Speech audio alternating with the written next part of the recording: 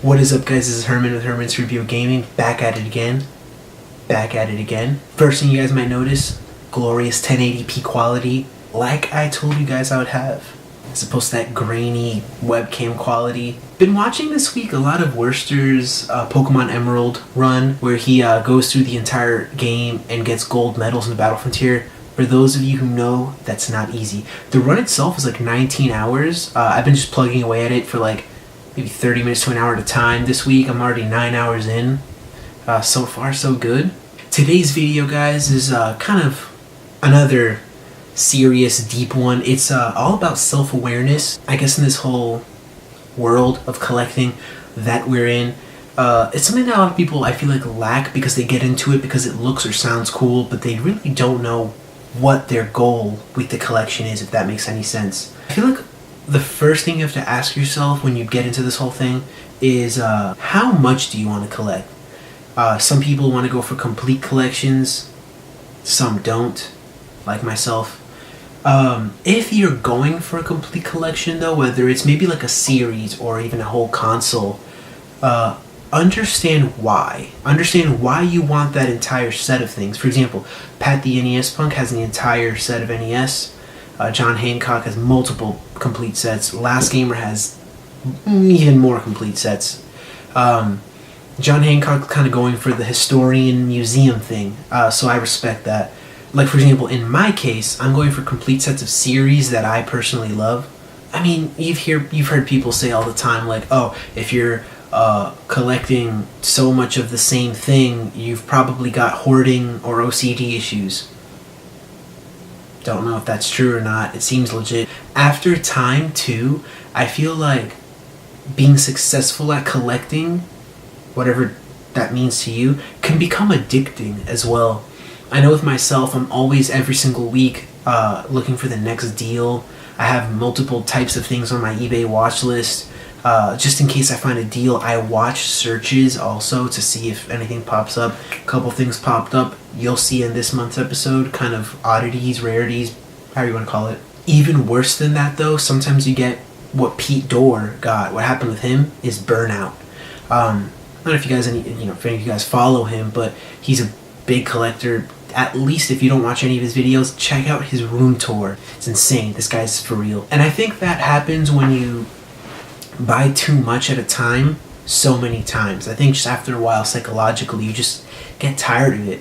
And that's partly why you guys should watch that first episode of that monthly series that I'm making, where I'm building that collection from scratch. I say I completely understand the burnout, why it happens.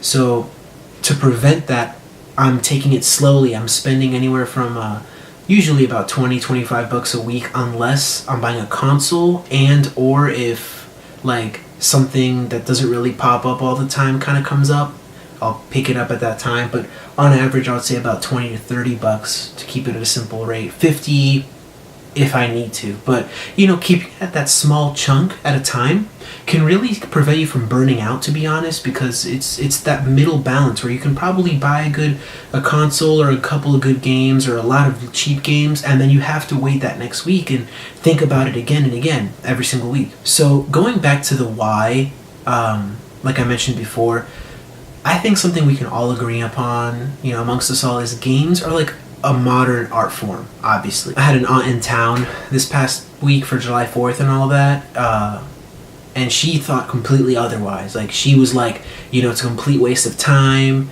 and I think that's what it is. It's just a viewpoint, a thing. She's obviously previous generation. She doesn't quite get it. She didn't even grow up around it, so she doesn't really get it. That's fine. Everybody just doesn't understand other things. That's cool. And if you ever run into that type of person, just understand that people's exposures, viewpoints, experiences are just different. But honestly, it's a new era. Like, I believe games are still higher grossing than movies. Like, and to me, going with that, I would much rather play like Chrono Trigger or Final Fantasy 3 or whatever, instead of like, I don't know, watching whatever's hot on Netflix or whatever. Like, that's just me. So, like, taking it over to me, like, I'm talking about self-awareness and the why. My reasoning behind all of this is, like I said, games are an art form, and what I want to do is curate, like I said in that first episode of that series, I want to curate and collect games that I know are great, whether it's because they're critically acclaimed or I just had experiences with that game and I know that it's a good title, or series I grew up with, or whatever it is, or even games that are the best of their genres. You know, I'm not personally into racing games, but I wouldn't mind popping in Gran Turismo 3 or 4 on the PS2 and just going at it for a little bit. Another thing is, going with that self-awareness is knowing what you wouldn't collect. For example, as of right now, I really am not into like the 3DO, Jaguar, Turbo graphics, and I'm sure there's plenty of good games out there for them. But right now, on this very day, I just don't find myself collecting them. I mean, like I said, what I'm looking for is more of a very focused and curated choice shelf of games that I can walk up to and just pop in and have a good time. So yeah, guys, that's pretty much it. I want you guys to pretty much go out, think, know why you're collecting, what you want to get, all that good stuff. Just have that self-awareness to avoid addiction and avoid burnout, and just always keep, checking yourself, making sure every time you're out there hunting for a game, or you're on the fence, or you're about to buy a game that you may not be too keen on, just remember your goals, remember your the foundation of the why. This is all I'm saying, guys. Anyway, like this video, disliked it, hit that button. Just keep that conversation flowing in the comments, like I always say. Just tell me what you guys would collect. Tell me why you guys collect. Are you guys going for complete sets? Why not? Why yes? Subscribe. Keep up to date. Kind of learning my rhythm. Like I was saying a couple videos now. DSLR, as you guys can tell. My school has the Adobe Creative Cloud in it, so I can use Premiere, Photoshop, Illustrator, really whatever I need to create videos. After Effects, they have it all, so I might start doing that. This video won't have that treatment yet though, so I'm just going to be editing this on my MacBook on iMovie like I've been doing. But the next couple of videos, well, maybe not the next one, but starting with the one that's coming next week, you guys will definitely, hopefully, see a better improvement in that, because iMovie only lets you have A and B roll, and Premiere is just more flexible. So yeah, anyway, guys, just have a damn good one.